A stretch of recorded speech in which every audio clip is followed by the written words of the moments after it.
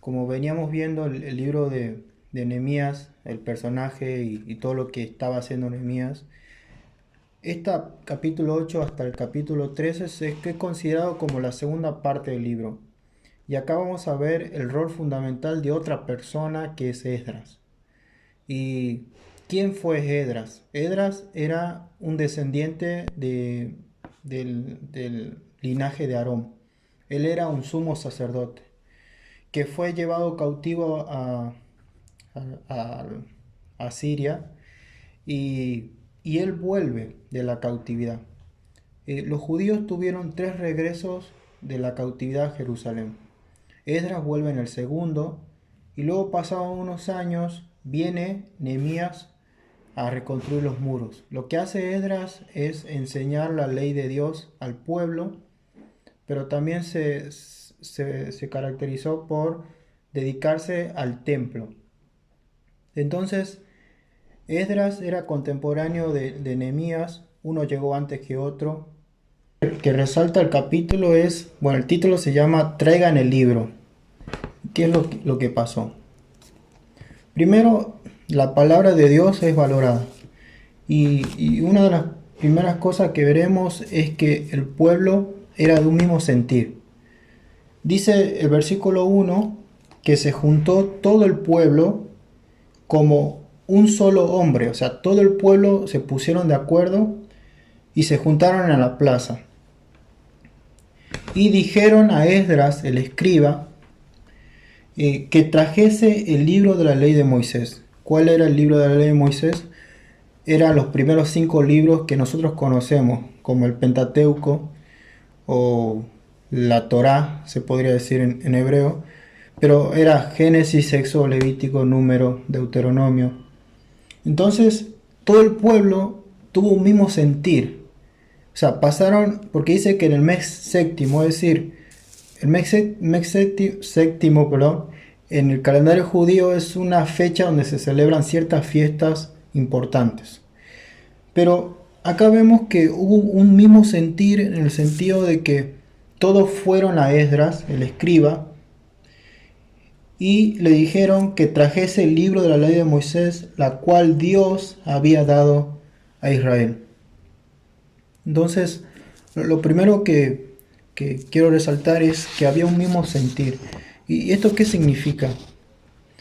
A ver, el pueblo tenía el deseo de querer escuchar la palabra de Dios y, y consideraba el libro de Moisés, la ley de Moisés, la palabra revelada de Dios.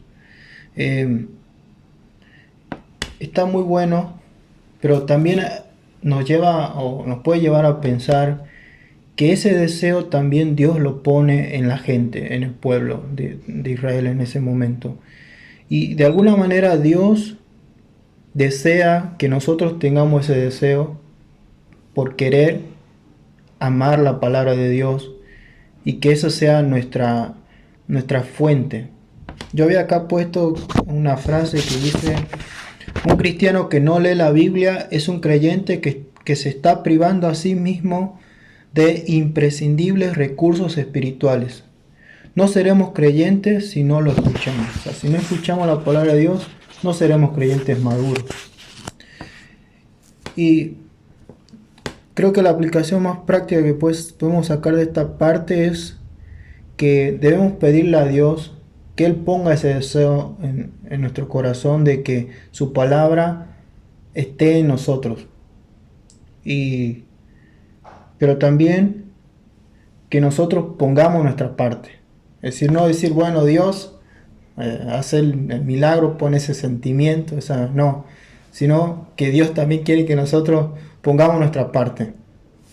¿Qué es lo que hizo el pueblo? Y dice que también tenía interés, o sea, el pueblo tenía interés en saber qué decía Dios, qué había dicho Dios a Israel, pero también el pueblo creía que lo que Dios le había dicho a Israel a través de Moisés en aquel tiempo, también se los iba a hablar Dios a ellos. O sea, no vieron el mensaje de Dios como algo que Dios habló a tal época y ya está, no, sino que Dios sigue hablando hoy en día a través de su palabra.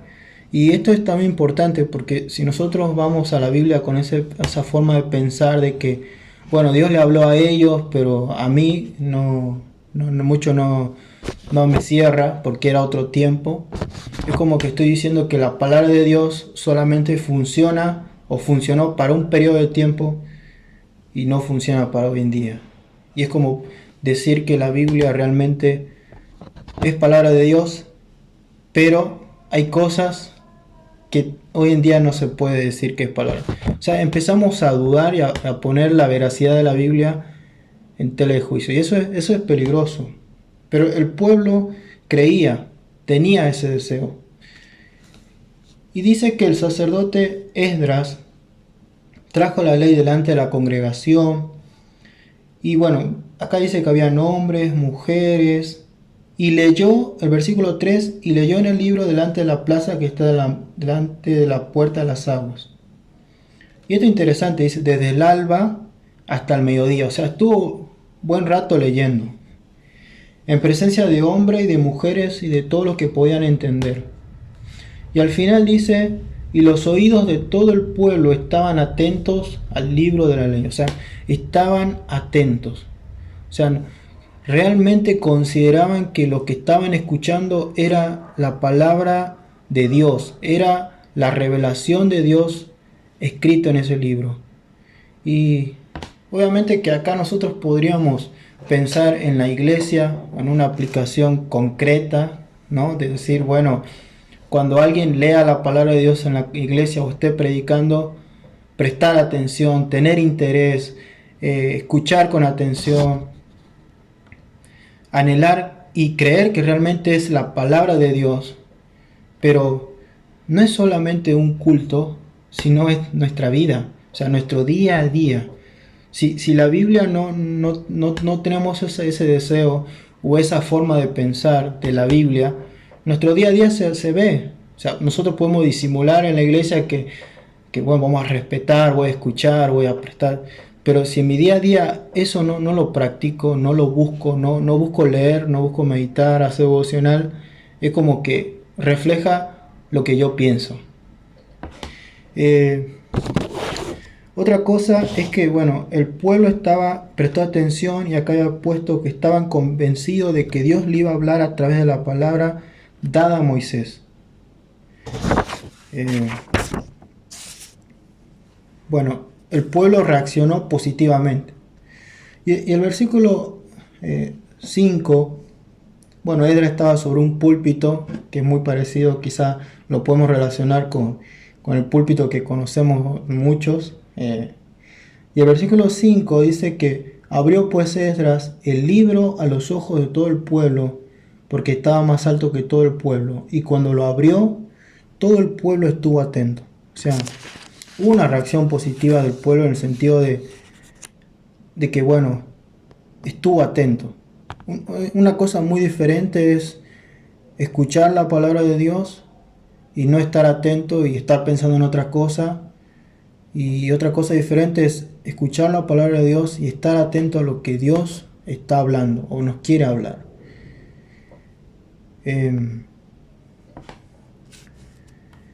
Y acá había escrito que la adoración a Dios es tanto por la fiel exposición de su palabra como por el canto. Es decir, estaba escuchando una serie que hablaba acerca de la alabanza y la adoración. Y la adoración o la alabanza a Dios no comienza cuando empezamos a escuchar instrumentos y una voz, sino cuando le damos a la Biblia y creemos que la Biblia es la palabra de Dios y le damos el interés, les prestamos atención, la valoramos. En ese momento estamos adorando a Dios, o sea, estamos empezando a adorar a Dios. Obviamente que la adoración es mucho más que eso, pero eso es una forma de expresar nuestra reverencia, nuestro respeto, nuestra adoración a Dios. Luego, el pueblo se mostró sumiso. Y el versículo 6 dice, bendijo entonces Esdras a Dios, Dios grande, y todo el pueblo respondió amén, amén, alzando sus manos, y se humillaron y adoraron a Dios inclinado a tierra. Nosotros quizás hoy en día en el concepto de iglesia tenemos lo que es la alabanza, la adoración y después viene la prédica, ¿no? Pero en aquel momento no era así. O sea, mientras ellos escuchaban la palabra de Dios, estaban levantando las manos, adorando a Dios, o sea, se mezclaba todo. Pero esa era la forma en que se hacía en aquel tiempo. Entonces, es como que había un deseo de glorificar a Dios, un deseo de expresar lo que le estaba dejando la palabra de Dios en su corazón. Y ahora, el versículo 7 dice, y los levitas, no voy a leer todos los nombres, pero dice, hacían entender al pueblo la ley. Hacían entender al pueblo la ley. ¿Qué significa? Lo más seguro es que el libro de Moisés estaba escrito en un idioma que en el pueblo de aquel momento hablaba otro idioma. Y quizá los levitas conocían la lengua o el idioma que estaba escrito en el libro de Moisés, que se cree que fue el hebreo, y que en el tiempo de Esdras y Nehemías, ese hebreo se arameizó. Se lo conoce como un hebreo arameizado. Es muy técnico, pero es como que también da veracidad a los escritos de Moisés, ¿no? A que realmente Moisés fue el que escribió el Pentateuco y no fue que se escribió en el exilio, sino que se tradujo lo más probable. Pero los levitas hacían ese trabajo de traducción. Y lo interesante es que el pueblo estaba atento en su lugar, o sea, el pueblo estaba atento en su lugar. Y, o sea, se dejaron enseñar, no es como que dijeron, mira, no sé, ¿tú dices que es así? No sé, che, tengo mis dudas. O sea, Dios dice eso, pero yo creo que no es tan así, o sea, que no es tan así. Pero la actitud del pueblo no era esa, sino que se dejó enseñar y dejó que la palabra de Dios penetre sus corazones, penetre sus vidas. Y vamos a ver más abajo la reacción del pueblo. Y quizás esto tiene una aplicación muy importante para nosotros. No solamente creer que la Biblia es la palabra de Dios, sino qué produce la palabra de Dios en mí. Si realmente yo dejo que Dios me hable, o siempre pongo obstáculos en mi mente, en mi corazón, para que Dios no me hable. Y bueno, creo que cada uno puede saber y ser sincero con el Señor, ¿no? Luego, entre el versículo 9 y 12, veremos lo que es la palabra aplicada. Voy a leer de 9 al 12 y ahí explico un poco. Y dice, y Nehemías el gobernador y el sacerdote Esdras, escriba, y los levitas que hacían entender al pueblo, dijeron a todo el pueblo, día santo es a Dios, a Jehová nuestro Dios, no os contristéis ni lloréis, porque todo el pueblo lloraba oyendo las palabras de la ley. Luego les dijo, id, comed grosuras y bebed vino dulce, y enviad porciones a los que no tienen nada preparado, porque día santo es a nuestro Señor, no os entristezcáis, porque el gozo de Jehová es nuestra fuerza. Los levitas pues hacían callar a todo el pueblo, diciendo, callad, porque es día santo y no os entristezcáis. Y todo el pueblo se fue a comer y a beber y a obsequiar porciones y a gozar de grande alegría, porque habían entendido las palabras que les habían enseñado. Bueno, lo primero que vemos es que la palabra de Dios reflejó, digamos, los pecados del pueblo, o sea, los pecados de las personas.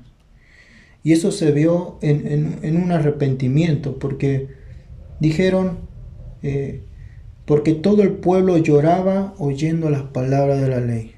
Como les decía, la actitud con la cual nosotros vamos a la Biblia producirá los resultados que nosotros vamos a tener. Y Y el pueblo estuvo atento a la ley de Dios. Y la ley de Dios, la palabra de Dios, pone de relieve nuestros pecados. Pero no solamente nuestros pecados, sino también nos hace ver nuestro entorno. Creo que muchos de ustedes habrán escuchado de que la palabra de Dios es como un espejo donde nos muestra nuestro rostro sucio quizás, pero también el espejo refleja lo que está a nuestro alrededor y la necesidad que hay a nuestro alrededor, además de la de nosotros, ¿no? Pero más adelante en el libro de Nehemías vamos a ver que muchos de los judíos se habían mezclado con otros pueblos paganos que Dios le había prohibido que no se mezclaran. Y quizás muchos de ellos estaban pensando en todo ese mal que habían cometido. No solamente eso, sino también el tema, por ejemplo, habíamos visto el tema del cobrar con interés, que habían abusado algunos. Quizás habían personas ahí que se estaban arrepintiendo, pero de que el pueblo se pusiera a la palabra de Dios fue el gran paso para confesar sus pecados. Pero no se quedó ahí.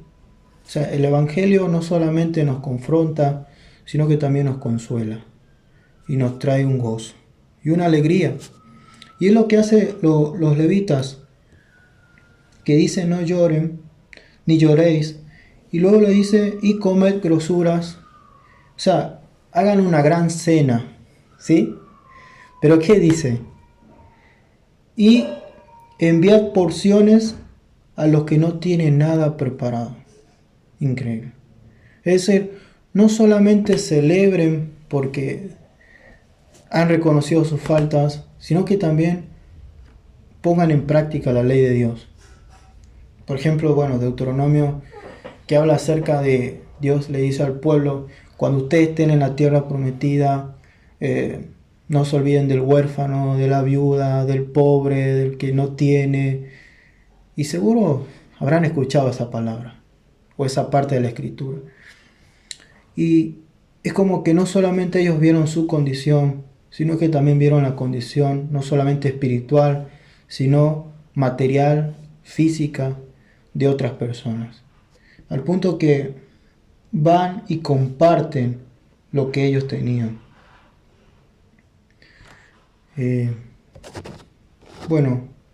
Una garantía de bendición es el último.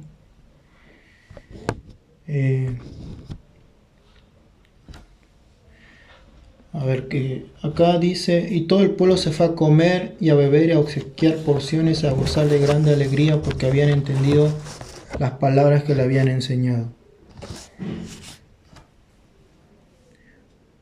Nehemías no solamente y Esdras no solamente le enseñaron la palabra de Dios, y es una gran bendición compartir una cena, obviamente, pero había una bendición aún mayor, ¿sí?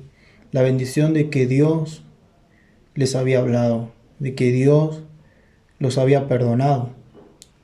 Entonces, nosotros como creyentes no solamente debemos debemos exponernos a la Biblia y ver a través de ella la necesidad, nuestra necesidad, pero también la necesidad de los otros, sino también entender que tenemos una bendición. Efesios habla de que Dios nos bendijo con toda bendición en los lugares celestiales en Cristo Jesús. O sea, Dios ya nos bendijo con solamente darnos la salvación. Y no tenemos una garantía de las cosas materiales o del éxito, etc. Pero sí tenemos una garantía espiritual ahora y en la eternidad. Y eso es lo que Nehemías quería decirle al pueblo. Y es lo que Dios quiere decirnos a nosotros también. Que más allá del contexto en que vivamos, lo espiritual que Dios ya nos ha dado y nos quiere seguir dando, está.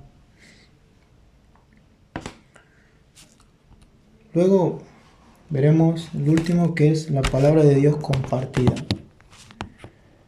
El versículo 13 al 18. Dice, al día siguiente se reunieron los cabezas de las familias de todo el pueblo, sacerdotes y levitas, a Esdras el escriba, para entender las palabras de la ley. Y hallaron escrito en la ley que Jehová había mandado por mano de Moisés, que habitasen los hijos de Israel en tabernáculos en la fiesta solemne del mes séptimo, y que se hiciese saber y pasar pregón por todas sus ciudades y por Jerusalén, diciendo: salid al monte y traed rama de olivos silvestres, de arrayán, de palmeras y de todo árbol frondoso, para hacer tabernáculos como está escrito. Salió pues el pueblo, y trajeron ramas e hicieron tabernáculos, cada uno sobre su terrado, en sus patios, en los patios de la casa de Dios, en la plaza de la puerta de las aguas, y en la plaza de la puerta de Efraín. Y toda la congregación que volvió de la cautividad hizo tabernáculos, y en tabernáculos habitó, porque desde los días de Josué hijo de Nun hasta aquel día no habían hecho así los hijos de Israel, y hubo alegría muy grande. Y leyó Esdras en el libro de la ley de Dios cada día, desde el primer día hasta el último. Hicieron fiesta solemne por 7 días, y al octavo día fue solemne asamblea según el rito. Esto es lo que se conoce como la fiesta de los tabernáculos. Primero, lo que hay que resaltar es que después de que pasó ese hecho, al día siguiente, los representantes de cada familia fueron a Esdras con el deseo de entender más la palabra de Dios. Y hallaron escrito en la ley de Moisés acerca de esta fiesta. ¿Qué significaba la fiesta de los tabernáculos?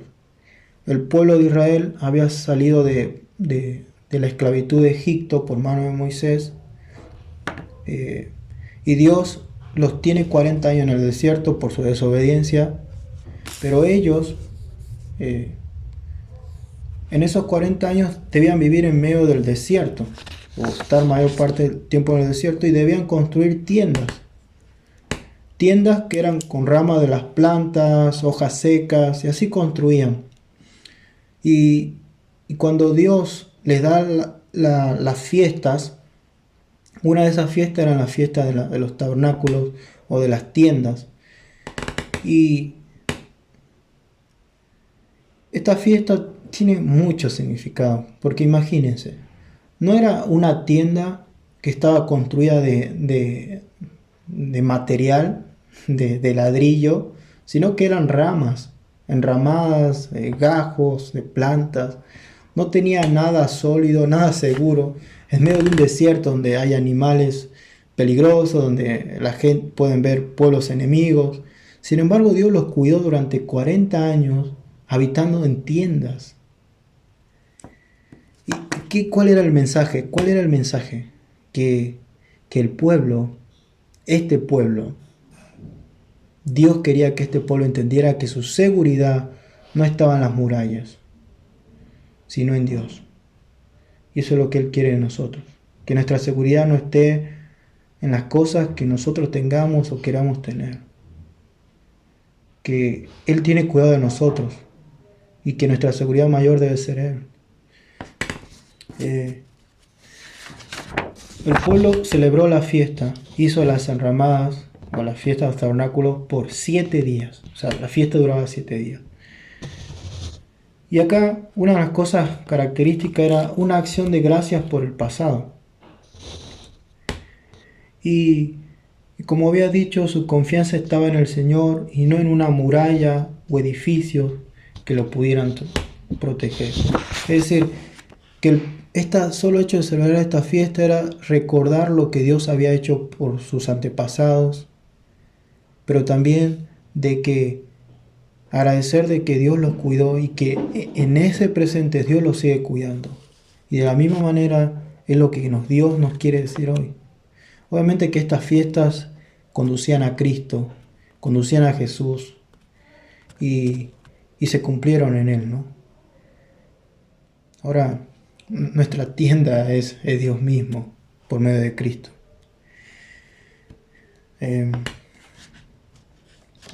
Y acá yo había puesto algo muy importante. Podemos olvidarnos las bendiciones recibidas de Dios por preocuparnos por obtener lo que deseamos en el presente. O sea, esta acción de gracia era recordar lo que Dios ya había hecho en ellos y lo que seguía haciendo. Pero también se aplica para nosotros. eh, en entender de no olvidarnos de darnos gracias, de dar gracias a Dios por todo lo que Él ha hecho en nuestra vida. Algunos de ustedes tienen más años que yo y Abraham tiene un recorrido mucho más grande y quizá tiene muchas anécdotas o historias que contar, pero no olvidemos lo que Dios ha hecho por nosotros y que lo que quizá nos puede pasar en el presente no nos genere un descontento, porque sabemos que así como el pueblo entendía que en el desierto iba a estar, iban a ser peregrinos y que luego iban a ir a la tierra prometida, de la misma manera nosotros somos peregrinos, estamos de paso en esta vida. Luego también era un testimonio en el presente. Imagínense, el pueblo estaba rodeado de pueblos enemigos, de paganos, como diría ahí, y veían a los judíos 7 días en tiendas, no en casas, en tiendas. Y decía que esto, qué raro, ¿qué hacen esto ahí? Están locos. Pero era una manera de testificar de Dios. Era una manera de testificar de que más allá de que hayan construido las murallas, eso era de paso, que eso era, iba y venía, que ellos eran peregrinos, que esperaban algo mejor, como dice la historia de Abraham, de Isaac, Jacob, que Abraham no construyó nada, sino que moró en tiendas toda su vida, porque esperaba la ciudad celestial. Increíble. De la misma manera nosotros, nuestra vida, cómo nosotros vivamos, cómo nosotros veamos la vida en nuestra relación con las personas, va a reflejar de lo que somos, qué somos, somos creyentes o no somos creyentes, si entendemos que estamos de paso y que nos espera algo mucho mejor, ¿no? Ojo, eso no significa que no debamos trabajar, esforzarnos, no, sino en tener la mentalidad de que hay algo mejor. Luego, una confianza en el futuro.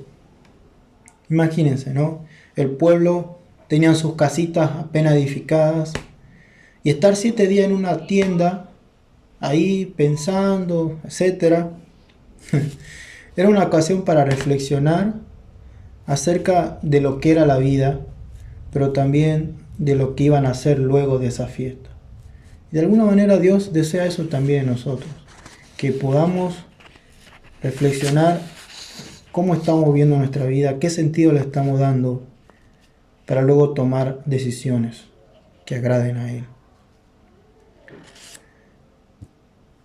Bueno, algo muy interesante, ya terminando, en versículos 16, dice terrado, patios. Si se dan cuenta, habla de la casa, de la parte personal de cada uno, de la plaza, la parte del comercio, que podría ser tranquilamente el trabajo, o el barrio también. Entonces, esta forma de adoración y recordar a Dios era todo para el pueblo en ese momento. De alguna manera también es para nosotros. Que no solamente sea en un culto o en un templo, sino también en nuestro hogar, con nuestra familia, con las personas que nos rodean, en el vecindario, en el barrio, en el lugar de trabajo, etc.